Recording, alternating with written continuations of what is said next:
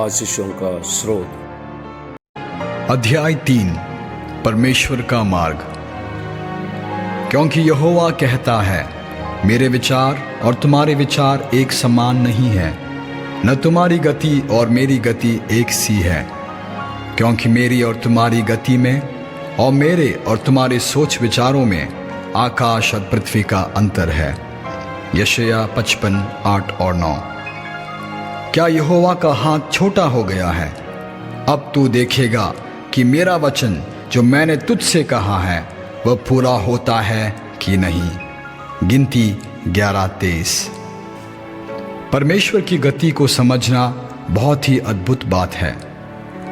जब हम कष्ट और परेशानी के मध्य में होते हैं, छुटकारा पाने का कोई भी मार्ग जब दिखाई नहीं देता, तब हमारे मन में यह ख्याल उठता है कि प्रभु किस प्रकार से हमारे लिए कार्य करेगा।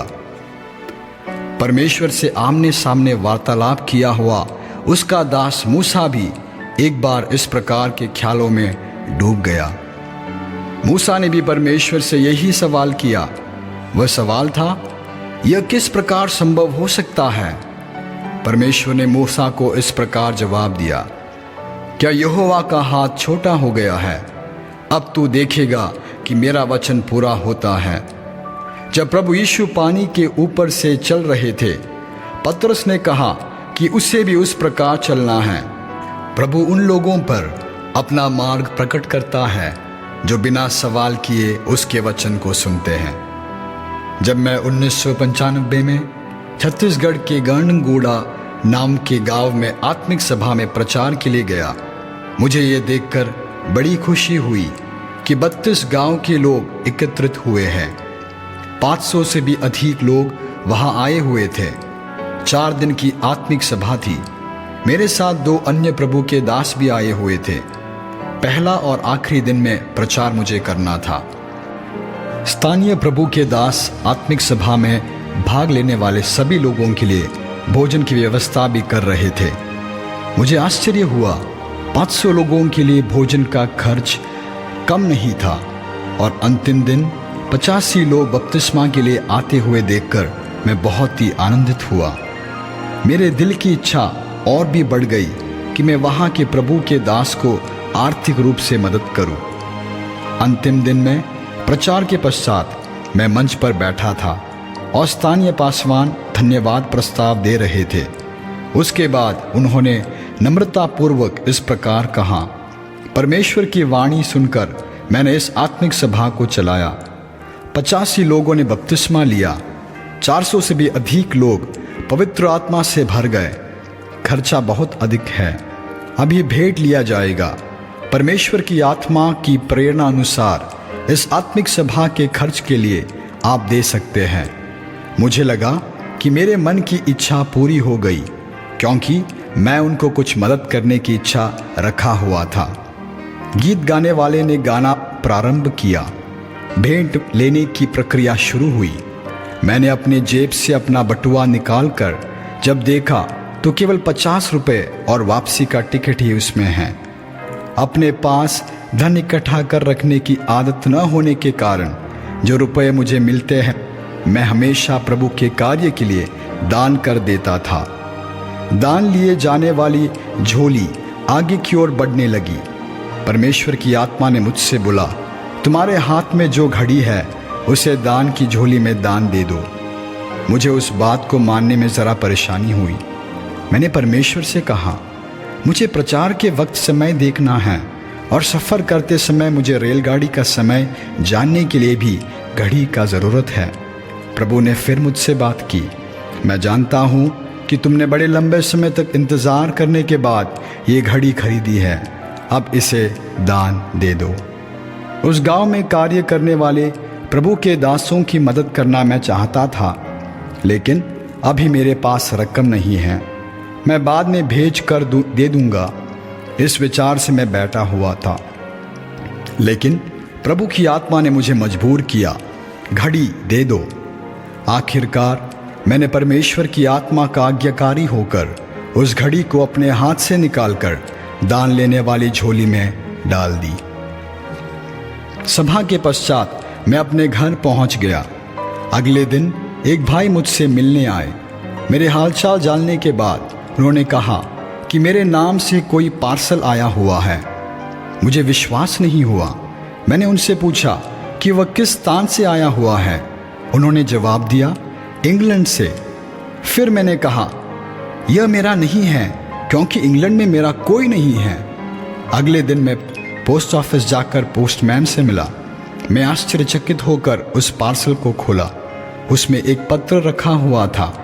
मैं जब भारत आया था, मेरे प्रचार को परिभाषित करके मुझसे दिखाए हुए प्रेम के लिए मेरी ओर से ये छोटा सा तोहफा जॉय।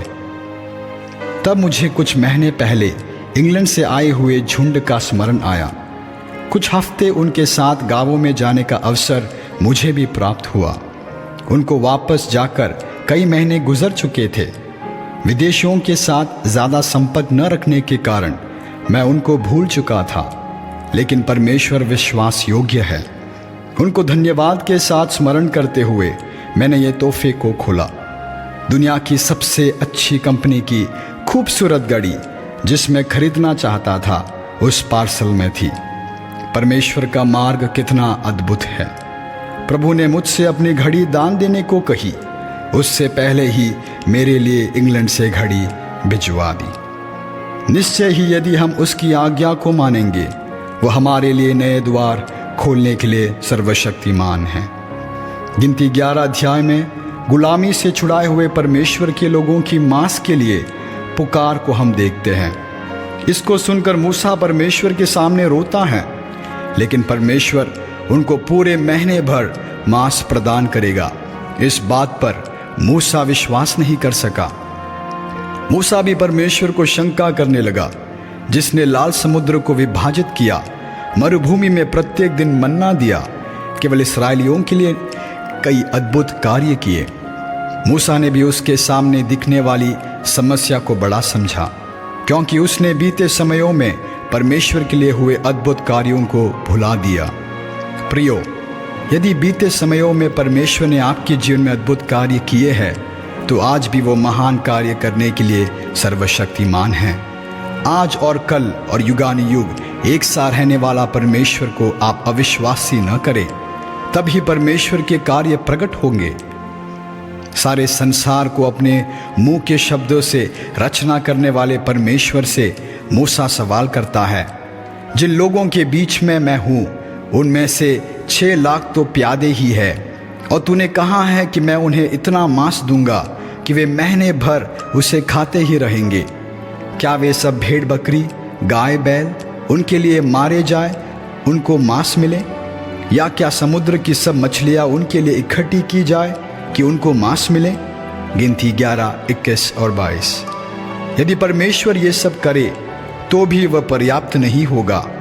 मूसा के ये शब्द कहने पर परमेश्वर ने उससे कहा, तू अब देखेगा, यदि परमेश्वर ने वचन दिया है तो उसने द्वार भी खुला रखा है। परमेश्वर के कार्य प्रकट होने के लिए संपूर्ण समर्पण आवश्यक है। परमेश्वर अपने कार्य करने के पश्चात ही हमको वचन देता है। इस्राएल में अकाल पड़ने पर एलिया को परमेश्वर ने करित नामक नाले में छिपा रखने को कहा, लेकिन इसके पूर्व ही परमेश्वर ने कौवे को भी आज्ञा दे दी थी कि वह रोटी और मांस लेकर उसको दे। परमेश्वर हमसे वायदा करने के लिए पहले ही उसका प्रबंध कर देता है, इसलिए हमें परमेश्वर के वचनों पर विश्वास करना है। परमेश्वर के कार्य अभी है। परमेश्वर ने मूसा से बात करने के बाद तुरंत ही समुद्र के नीचे तट पर रहने वाले लिव्यातान के सिर टुकड़े टुकड़े किए, पुरवाई को चलाया और वहां तक पहुंचाया जाए। इस्राएली लोग थे, उनकी छावनी के बीच में मांस धूल के समान बहुत बरसाया कि उनके बच्चे भी अपने हाथ में ले सके। क्या समुद्र की मछलियाँ उनके लिए इकट्ठी की जाए? क्या भेड़ बकरी, गाय बैल उनके लिए मारे जाएंगे? मूसा ने इन प्रश्नों पर मूसा के विचारों एवं ख्यालों से भिन्न रूप से सर्वशक्तिमान परमेश्वर ने महान कार्य प्रकट किए। भजन संहिता 74 का 14, 78 का 26, 27 और 28। परमेश्वर हमारे लिए मार्ग तभी तैयार करेगा जब हम संपूर्ण रूप से अपने आप को समर्पित करेंगे। नए नियम में लूका 5वां अध्याय 1 आयत। रात भर पतरस को अपने दोस्तों के साथ झील में मछली पकड़ने का प्रयास करने पर भी कुछ भी प्राप्त न हुआ। इस समय प्रभु यीशु पतरस के पास पहुंचता है। थके हुए पतरस ने यीशु को अपनी नाव दे दी, परंतु संपूर्ण रूप से समर्पित नहीं था। पतरस के जीवन का पराजय और बेरोजगारी ने यीशु को उसके नाव में प्रवेश करने का कारण बनाया। निराश पतरस की नाव में प्रभु यीशु की उपस्थिति रहने पर भी वह मानसिक रूप में परेशान है। यीशु नाव पर बैठकर लोगों को उपदेश दे रहा था और लोग आश्चर्यचकित हो रहे थे, लेकिन पतरस जिसने अपनी नाव दे दी थी वह निराश था। कुछ लोगों को मैंने कहते हुए सुना है, हम परमेश्वर के काम के लिए दान देते हैं, प्रभु के दासों की मदद करते हैं, जिसके कारण अनेक लोग सुसमाचार सुनते हैं और चंगाई प्राप्त करते हैं, लेकिन हमारे जीवन में अभी भी निराशा है। क्या आप भी इस प्रकार के विचार में हो कि यीशु आपके लिए कुछ नहीं कर रहा है? पतरस ने सोचा, क्या मेरे नाव में खड़े होकर उपदेश देने वाले यीशु को मेरे ज़रूरतों की चिंता नहीं है? हम भी यही विचार करते हैं कि हमने यीशु को कुछ दे दिया है तो उतना ही काफ़ी है। जान लीजिए, यीशु को हमारे धन की ज़रूरत नहीं है। यीशु हमारे लिए तब तक कार्य नहीं करेगा जब तक हम संपूर्ण समर्पण वाले बिंदु तक नहीं पहुंच जाए। संपूर्ण समर्पण में संपूर्ण छुटकारा है। पतरस के जीवन में संपूर्ण समर्पण तब हुआ जब वह पराजय के कुंड में था। पतरस ने सोचा कि रात भर अपने दोस्तों के साथ स्वयं के ताकत से मेहनत करने पर उसे बहुत कुछ प्राप्त हो जाएगा। हम अपने प्रयत्न से केवल निराशा ही प्राप्त कर सकते हैं। जब व्यापार अच्छी तरह चलता है, परमेश्वर के कार्य के लिए हमारे पास समय नहीं होता है। व्यापार में नुकसान, पारिवारिक समस्या, नौकरी में समस्या को जब स्वयं के प्रयत्न से हल नहीं किया जा सकता, तब हम प्रभु की आवाज़ सुनने के लिए तैयार हो जाते हैं। अधिकांश लोग पराजय के कुंड में पहुंचकर ही संपूर्ण रूप से अपने आप को समर्पित करते हैं।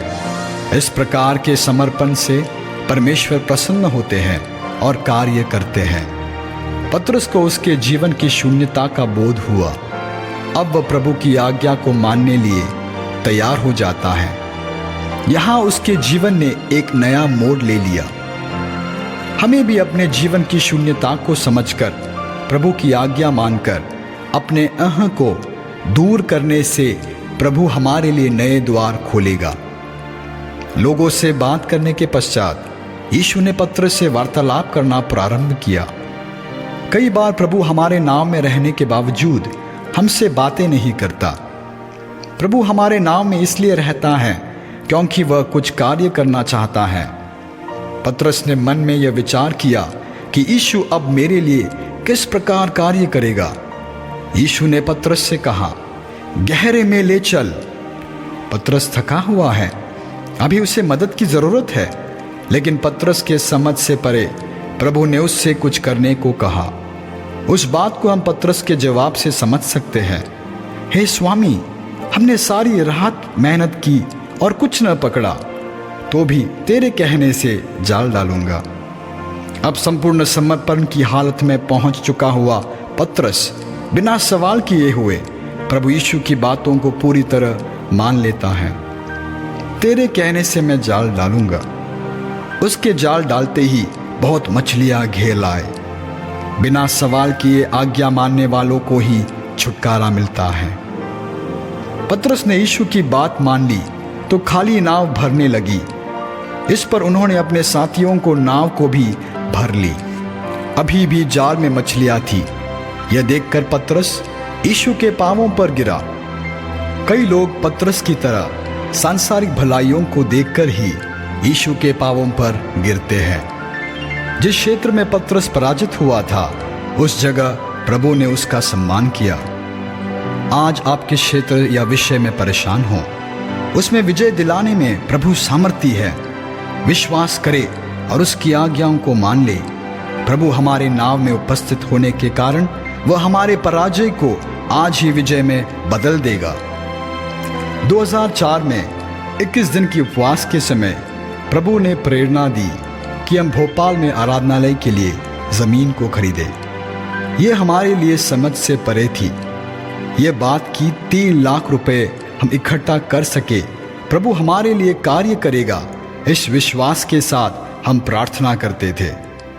एक दिन मेरे साथ सेवकाई करने वाले प्रभु के दास ने आराधनालय के ज़मीन के लिए रसीद बुक छपवाने की बात कही।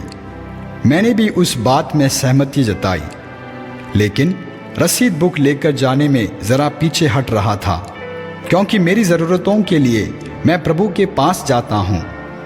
कुछ भाइयों ने मुझे प्रोत्साहित किया, यह हमारे लिए नहीं है, प्रभु के भवन के लिए है।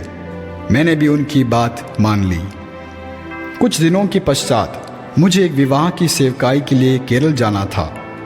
तब वहाँ कुछ भाइयों से मिलकर रसीद बुक दे सकता हूँ। इस विचार से मैंने एक बैग में पवित्र बाइबल, डायरी एवं रसीद बुक रख ली। दूसरे एक सूटकेस में मैंने अपने कपड़े रख लिए। रेलवे स्टेशन तक पहुँचाने तक भाई आए थे। उन्होंने कमरे से मेरा बैग और सूटकेस उठा लिया। हम स्टेशन पहुँच गए। 5 मिनट में ही हमारी ट्रेन प्लेटफॉर्म पर आ गई। ट्रेन में घुसते ही मैंने अपने सामान की जांच की, तब बैग है ही नहीं। उस भाई से पूछने पर मालूम हुआ कि उन्होंने कार में बैग रखने से चूक गए। इस प्रकार बिना बाइबल की पहली यात्रा, उससे भी बढ़कर रसीद बुक छूट जाने का दुख। ट्रेन आगे की ओर बढ़ रही थी, लेकिन मेरा मन पीछे था। इस समय परमेश्वर ने मुझसे बातें की। क्या मैंने तुम्हें भिखारी बना दिया? मुझे कुछ भी समझ में नहीं आया। प्रभु ने मुझसे पूछा, तुम रसीद बुक लेकर कितने लोगों से मिलोगे और वे तुझे कितने रुपए देंगे? मैंने उत्तर दिया, जो आराधनालय के कार्यों में रुचि रखते हैं उनसे मैं मिलूंगा। प्रभु ने पूछा, आराधनालय के लिए जमीन खरीदने की बात किसने कही? मैंने बोला, परमेश्वर ने। यदि ऐसा है तो उसके लिए मैं प्रबंध करूंगा। यह सब सुनते ही मैं चिंता मुक्त हो गया। मैं केरल पहुंच गया, विवाह की सेवकाई को पूरा किया। जिस दिन मुझे वापस लौटना था, मैं एक विधवा बहन से मिलने गया। उन्होंने हमारा हालचाल पूछने के पश्चात आराधनालय के ज़मीन के बारे में जानकारी ली। मैंने कहा कि हम प्रार्थना कर रहे हैं। उस बहन ने अंदर जाकर एक लिफाफा लाकर मुझे दिया। फिर उन्होंने बोला कि उनकी 2 बेटियां हैं और उनका विवाह हो चुका है। जब बहन इस विषय के लिए प्रार्थना कर रही थी, तब परमेश्वर की आत्मा ने उनसे कहा कि वह कुछ मदद करे। उन्होंने कुछ ज़मीन बेचकर उस रकम को मुझे दिया। तब परमेश्वर की आत्मा ने मुझसे कहा, यात्रा के मध्य में मैंने तुमसे कहा था कि यदि मैंने बोला है तो मार्ग भी मैं ही खोलूंगा। मैं शांत रह गया। प्रभु के मार्ग बहुत ही अनोखे हैं। संपूर्ण समर्पण में निश्चय छुटकारा है। मनुष्य की सृष्टि से पहले ही परमेश्वर ने मनुष्य के लिए सारा इंतजाम किया हुआ है। परमेश्वर की करुणा को हम न भूलें। परमेश्वर की अनदेखी राहों का हम इंतजार करें। सर्वशक्तिमान परमेश्वर आज भी जीवित है। आज भी वह अपनी संतानों के लिए आशीषों का स्रोत को खोल देगा। आपके लिए एक प्रश्न, सारे द्वार बंद हो गए, अब हम क्या करें? कौन मेरे लिए इंतजाम करेगा? क्या आप इस बात से परेशान हैं? परमेश्वर के मार्गों को पहचानते हुए उसी में सफर करने का निर्णय ले। इस तरह वह अपना मार्ग आपको दिखा देगा।